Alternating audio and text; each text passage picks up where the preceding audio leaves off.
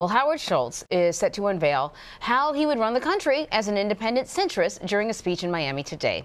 The former Starbucks CEO has been hinting at a possible run for months, even taking aim at the far left while at South by Southwest. CBS News correspondent Ed O'Keefe recently spoke to Schultz, who previewed parts of his speech.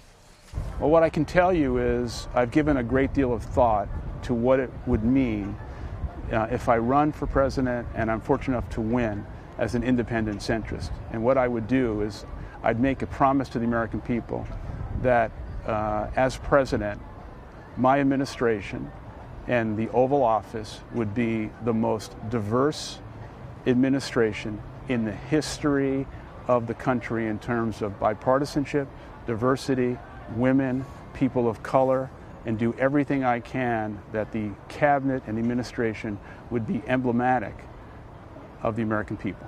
Would you set benchmarks with that, like X number of women, X number of Republicans, X number of people from the West versus the East? No, I don't think we have to send benchmarks, but what I would do very clearly is demonstrate to the American people that what I'm talking about as a centrist is assembling a group of people in which the ideology is not what is going to be in the room. What's going to be in the room is love of country, restoring faith and trust in the United States government, and bringing a group of people and thought leaders together who are there for one purpose, to exceed the expectations of the American people.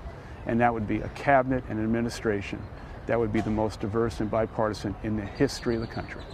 And you presume that if it's a Republican Commerce Secretary or a guy who is a Republican who's nominated to run the Commerce Department, that a potentially Democratic-controlled Senate would be okay nominating that or confirming that person? Well, I think that what's going to happen is if I'm fortunate enough to win, if I do run, I think the American people will have spoken with such a loud voice to demonstrate to the members of Congress that we want significant transformative change.